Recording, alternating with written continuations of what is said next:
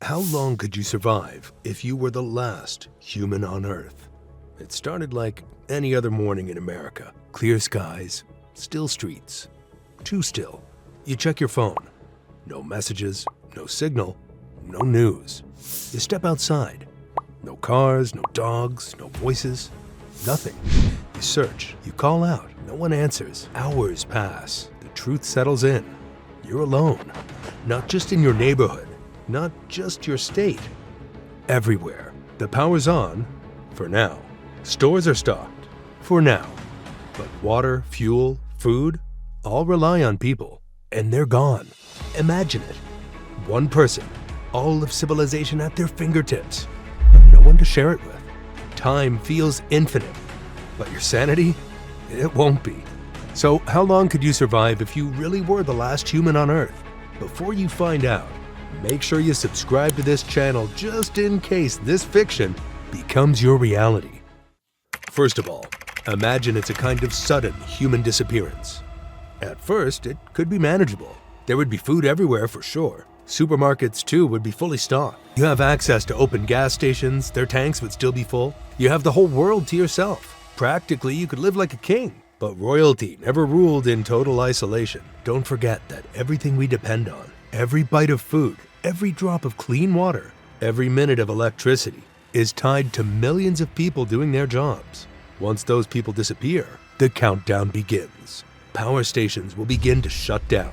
Water treatment facilities will stall. Trash will pile up. Clean air, clean water, and refrigeration, all temporary luxuries now. You're not living in the future. You're racing against it. The city you knew begins to rot. Without people to maintain the roads, the weather claws them apart. Without engineers, bridges weaken and collapse. Without fire departments, a single lightning strike or kitchen spark can burn entire blocks to the ground, and nothing stops it. If you want to survive this, you need to change fast. You'll have to grow your own food, purify your own water, and keep a working knowledge of complex systems built for teams of professionals. Every supply you use up moves you closer to the edge, and that edge comes fast. If you're lucky to make it past the first year, you've already beaten the odds. But now the real battle begins. One deep cut, one infected wound, one broken bone. Without hospitals or antibiotics, a minor accident becomes a death sentence. You'll have to be your own doctor, mechanic, farmer, and protector all at once. So how long could you survive this kind of scenario? Statistically, if you're young, physically healthy, emotionally stable, and highly skilled, you might last 5 to 30 years. And that's if you're lucky. But most wouldn't last a fraction of that. The systems fall, the mind follows. Now let's imagine it's the aftermath of a global pandemic. Everyone died. You didn't. First thing to note is that the air might still carry traces of the pathogen. Careful of bodies lying untouched in homes, cars, hospitals. Without proper gear, just stepping into a building could be a death sentence for you. So every step you take has to be calculated. Make sure you have your gloves on, mask tight, and eyes scanning. Before the collapse, remember, people panicked. They emptied shelves, hoarded supplies, and fled in chaos. What's left now is either spoiled, stolen, or contaminated. So you'd need to scavenge, but not blindly, because one mistake in a contaminated zone could cost you everything. Even the meal or water left behind might be a risk to your health. And then there's nature. With no one to keep it in check, it spreads fast. Packs of dogs now run wild. Rodents swarm the streets. Coyotes, even bears might wander into once busy neighborhoods. The farther you stay from cities, the better.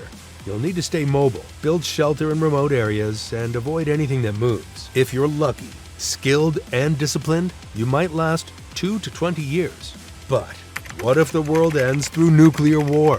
First, it's a miracle that you survived while the rest didn't. Cities are flattened, skies are dark, fallout coats everything. The air, the ground, the water. If you weren't already inside a secure underground bunker when the bombs hit, your body's been exposed to radiation. You may not feel it now, but it's already in your system. Every glass of water, every breath of dust, every bite of food becomes a potential death sentence. To last more than a few days, you'd need more than luck. The first step to take is to find a sealed shelter with no cracks, no leaks, and no windows to the outside world. You'd need radiation suits just to step out for basic tasks, and enough clean water and food to last for months. You must understand how to read radiation levels, where the fallout is moving, and when it's safe to even peek outside. Without this knowledge, you're gambling with every move. But even if you survive the blast, the world itself is dying. A nuclear winter could block out the sun for years, plunging the earth into darkness. Crops won't grow, wildlife vanishes, temperatures drop, the ecosystem collapses. Even breathing outside can scar your lungs. The hard truth? Most survivors wouldn't last longer than 6 months. Only those with advanced shelters, airtight systems, and expert knowledge might stretch their lives to 5 years, and even then, every single day would be a fight. And what if it's a sudden climate collapse? This is a kind of scenario where humanity didn't vanish overnight, but crumbled slowly under the weight of relentless droughts, rising seas, and mass starvation. But somehow you escaped. Now the air is thick with heat.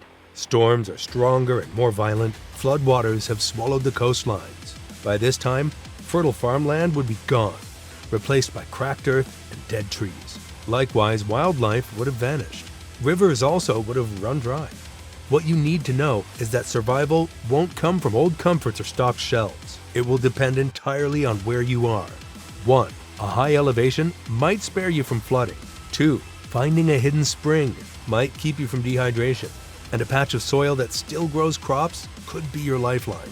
But even in these pockets of hope, there are no global systems to fall back on. No internet, no hospitals, no supply chains. You'll need to build from the ground up, with nothing but what nature hasn't yet destroyed, and your own 2 hands. The truth? Even the best survivors in the best locations might only make it a decade, or let's say 15 years, if conditions are favorable.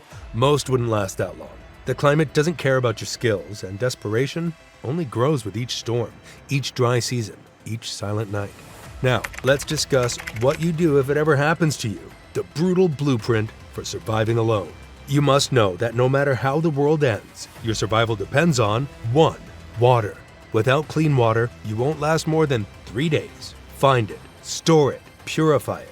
Learn to collect rainwater and use filters or boiling methods. 2. Food. Eat perishables first, then canned goods. But to experience long-term survival, learn how to grow and store your own food. Hunting and fishing skills will greatly help you, so learn fast to not starve slowly. 3. Medicine. Stock antibiotics, painkillers, and first aid supplies. Once those run out, you'll need to improvise with natural remedies, or die from something as simple as an infection. 4. Energy. This matters too. Get solar panels, batteries, fire, or anything to preserve light, warmth, and communication. Who knows? You might find a neighbor around. 5. Create or find a comfortable shelter. Know this, you must be safe from weather, wild animals, and decay. So this is also vital. And above all, never stop learning. Every new skill you master is another day you buy yourself. This is no longer about comfort, it's survival. And survival favors the prepared. Now, what do you think? Would you make it past the first year, or lose the fight in the first few weeks? Let us know in the comments. And what skill do you think would save you first? Hit subscribe so you don't miss more real survival breakdowns like this, because one day, fiction might become reality.